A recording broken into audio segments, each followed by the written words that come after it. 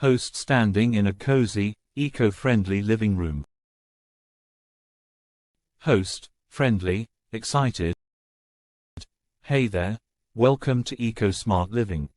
Seedling, I'm so excited to help you live more sustainably, one small step at a time.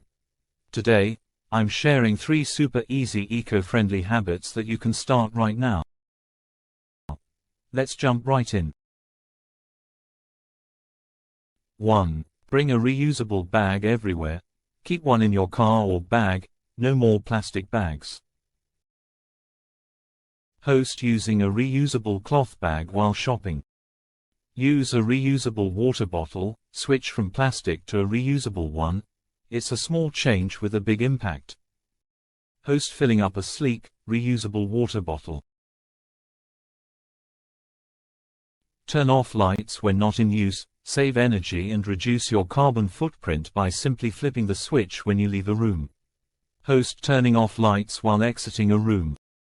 Which habit will you start today? Let me know in the comments. And don't forget to hit subscribe for more easy tips to live sustainably. See you in the next video.